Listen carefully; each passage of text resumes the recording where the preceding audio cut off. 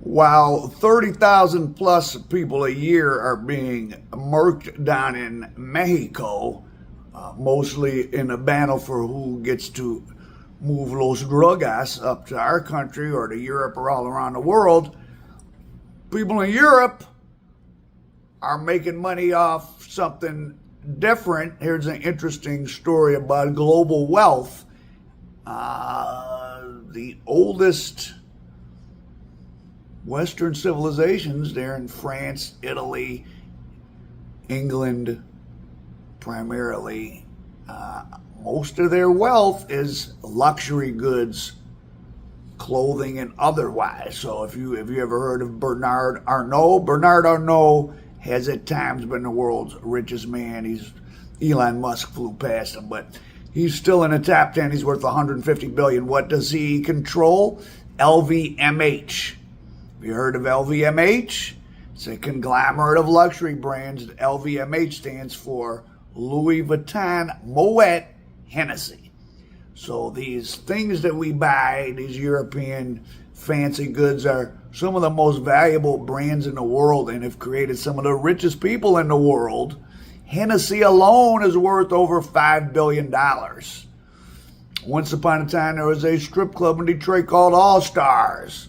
If you never been to All Stars, you didn't get in All Stars. You never really were a part of the Detroit street culture at its prime. I used to be in there when I didn't have any money because I would just get let in because I'm a cool guy. But they once sent a representative from Hennessy to All Stars because it was the number 3 sales point of Hennessy on planet Earth, strip club on 8 Mile in Detroit. But our story is about Hermès. I just wanted to give you kind of a backdrop of how valuable these brands are. Hermès, you've probably heard of. They make, well, among other things, most famously, the Birkin bag. Birkin bags sell for starting at like $10,000, and they go up. Each Birkin bag is handmade by a single craftsman. Takes about 25 hours. If they're making it out of crocodile skin, it takes even more. So they have the silk scarf. Anyways, Hermès.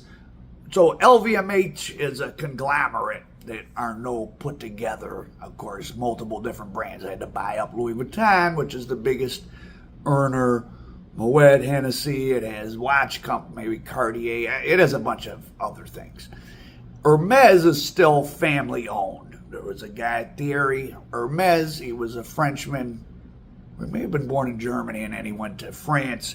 He made saddles for horses, which is leather. So then as time progressed, he got into leather goods. Of course, as this got into the year 1910, 20, there started to not be nearly as many horses, obviously, because of cars. So the skill from making leather saddles moved into leather goods. So Hermès, what do you think Hermès as a brand is worth? Give you a chance to guess. It's worth about $250 billion. They do about $8 billion a year in sales with like a 20% profit margin. So they're making almost $2 billion a year in profit. And profit off of these very high-end luxury goods. Now, there's a guy, Nicholas Puech, P-U-E-C, not quite sure how to pronounce it. So the Hermès family is now in the someone from the 6th generation descendant. So what would that be? Your son is 1st generation. Well, no, that's 2nd generation. Grandchild is 3rd. Great-grandchild 4th. Great-great is 5th. Great-great-great grandchild is running the company. But Nicholas Puech is in the 5th generation. He owned about 5%. So he was worth $16 billion. He's in his 80s, so of course there's a will and his planning. When you're that wealthy, it's a job to even deal with what you're going to happen with your money when you die. And of course you have someone to manage the money and etc. So he was going to give his money to something called the Isocrates Foundation. I should have looked it up. You guys can look it up. Oh, don't forget to subscribe to Al Prophet. Let's get me to 1 million subscribers. So like, share, and subscribe. I always forget to say that. So, he was going to leave his money to the Isocrates Foundation. You can look that up. I'm not sure what it was. For whatever reason, probably he got mad. Well, now that I think about it, could have a weirder reason. Not that many years ago, maybe, I don't know. Well, okay, before we get into that, about 5 years or 10 years, no, 10 years ago, LVMH tried to take over Hermès. They wanted to add Hermès. And they were buying up stock. At one point, they owned about 21%, but the family owned so much, so a bunch of the family members came together and locked their stocks together so they couldn't be sold, so LVMH couldn't take it over. Nicholas Puech didn't join that alliance, and he kept his shares separate. So he was going to donate to he never had, did he have a wife? He definitely doesn't have children. Not sure if he has a wife. He doesn't have children. So whether it was some other weird thing or just out of anger, or maybe this guy and his family brought him joy in life. He had a Moroccan gardener at one of his homes, a guy who was married and has a family. And Puech decided he was going to leave most of his money to this guy. So that started a whole thing and, got the name in the papers and blah, blah, blah. And then, so he was going to leave it to him, but he's still alive, Puech. So he was going to leave it to him when he died. He wasn't going to leave him all his money or a big chunk of his money. So he wanted to liquidate. So he made a deal with the deputy emir of Qatar, or as you may pronounce it, Qatar. It's one of the United Arab Emirates. That's what Dubai is, one of the UAE, the United Arab Emirates. United Arab Emiratis, Qatar is another one of them. So they made a deal with the deputy sheikh or emir of Qatar to sell his $16.2 billion worth of Hermes stock. But right now, the emir has him in U.S. court trying to sue him for $1 billion in damages because the deal never went through. And the damages would be, well, if the deal had gone through when it was supposed to, we would have made $1 billion already in profit off of the $16 billion investment. So why didn't the deal go through? The guy's stocks are gone. His 16, talk about hitting a lick. So all the Mexican dope lords put together probably don't have $16.2 billion. Well, maybe all of them put together have $16.2 billion. Maybe. So what the hell happened? So he took his financial manager to court in Switzerland. And if you're interested, if this does well, maybe I'll do a deeper dive into it. I got to do some Epstein stuff here later. There's so much interesting Epstein stuff. I did say I was going to do more stories. So he sued his financial manager in Swiss court, and they ruled against Puech. The $16.2 billion, it's gone.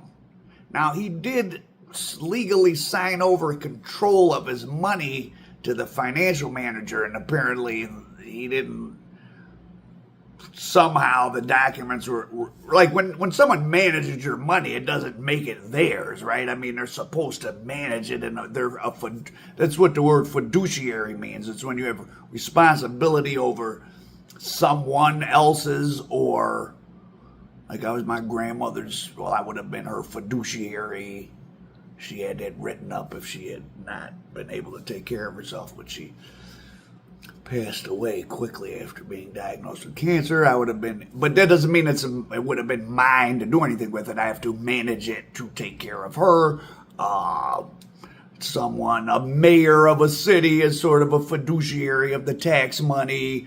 Your financial manager is your fiduciary. He's managing your money, but it ain't his, and he's supposed to manage it for your benefit. Well, this guy, the money's gone. So he sued him in Swiss court. He lost, probably because of the way the contract was written up. $2 billion.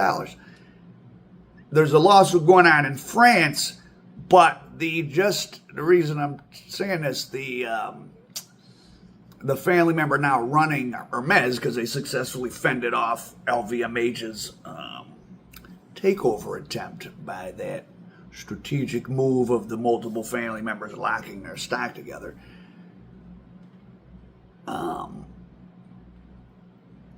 They had their quarterly report or something. He said it's not known, and mind you, they want to know where, like, it's 5% of the stock. It's not really known where it's at. And you might think, well, hold on, isn't a stock is just a representation, it's not a real physical thing, right? I mean, we buy stock, you go to your E-Trade account and you buy some Tesla. You don't get something in the mail that allows you to show up at Tesla and be like, oh, I own, a battery because I have $4,000 worth of Tesla stock. It's just a representation of your share in a company. But there's all different kind of stocks. You ever heard the phrase bearer bond? A bond, you know what a bond is? City of Los Angeles needs to raise $10 billion to upgrade their water system. So the public, they sell bonds that have a 4% yearly interest rate. The public buys them.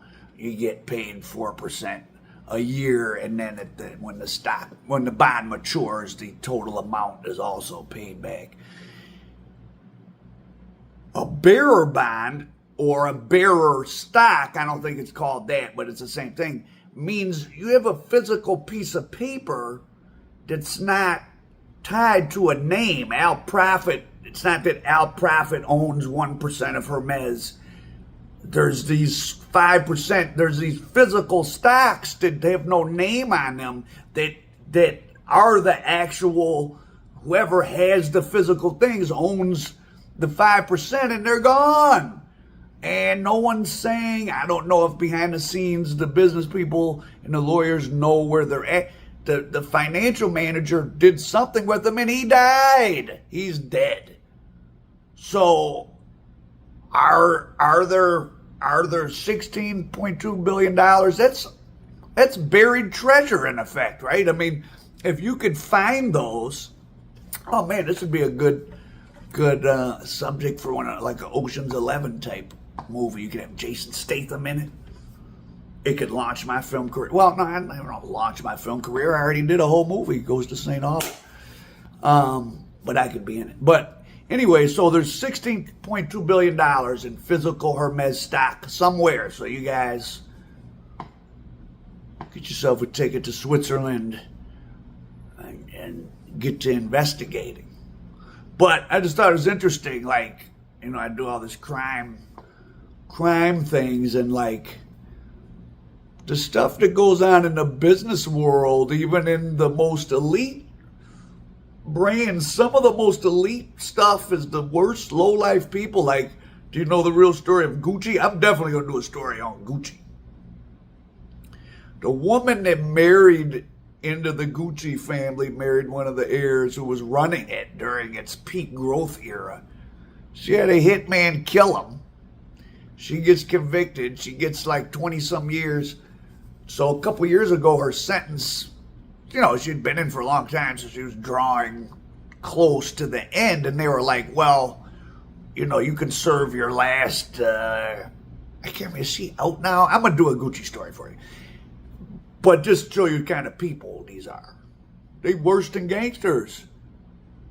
So she has them killed. She does 20-some years, and they're like, well, you have, 3 years left. You can serve your last 3 years in work release.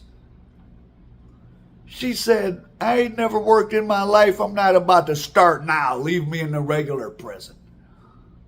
That's gangster. So she may be out now. I got to look into it, but Birkin bags, 16.2 billion, 5% of the stock, physical pieces of paper is missing. That guy's wealth is now gone. I'm sure he has some other investments. I'm sure he's not destitute, but 16.2 billion of his money's gone. I don't know if his Moroccan gardener is going to get any money now. Pretty bizarre. But now, what the hell is the real story? Like, did LVMH, and I ain't accusing, I don't want to get sued, I'm just making up scenarios, but like, LVMH wanted to take it over. Could they have somehow something to do with the financial manager? Did the other family members not want him to be able to undermine their control of the company? What? Because the manager who stole it, he didn't liquidate it. Well, I would imagine, I mean, obviously these stocks must have some number on them, like you could track if they're spent or traded. And then the question would become, whoever has them, I think with stuff like that, bearer bonds and all that, you really don't have to prove where you got it from. I mean, if you stuck somebody up for them or something and there was a case and you were convicted of stealing them. But if someone just pops up and starts cashing them in the next few years, I don't know what the legality of that is. I think that you probably can do it, especially depending what country you're in. Probably in a lot. So you're sitting in Russia or I don't know, or some country, and you want to start, you have those and you want to sell them. Who knows, maybe, well, I don't think the Emir of Qatar has them. Somebody has them. So what do you think? Do you think LVMH has something to do with this? Do you think the family somehow got with the financial manager, had him give them back to them, and he's dead? He didn't cash him in. Did he give them to his family? I mean, that's so much money. I mean, but how do you liquidate it? Because as soon as one,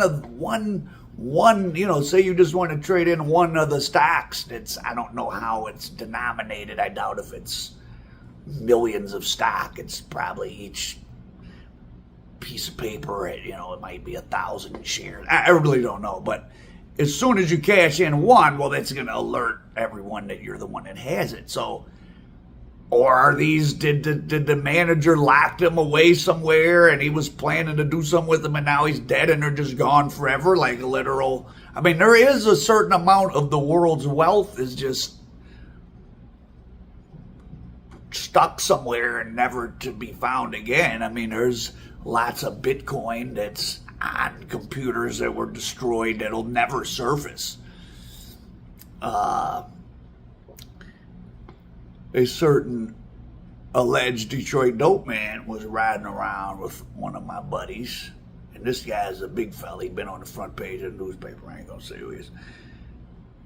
They were riding around, and I'm sure everyone knows Detroit, full of abandoned houses, full of houses that have been, vacant lots where there used to be houses.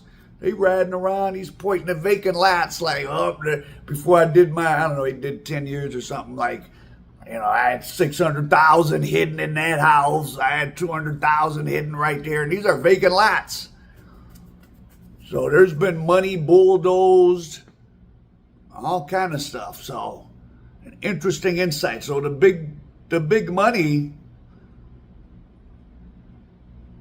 isn't, the crime we hear about or that's talked about as crime, mainly dope, that they try to make seem like this is the biggest problem in the world, even though clearly lots of adults are choosing to take these things. And also bear in mind what I just said about, Hennessy has caused more homicides than people high on heroin. I can guarantee you that.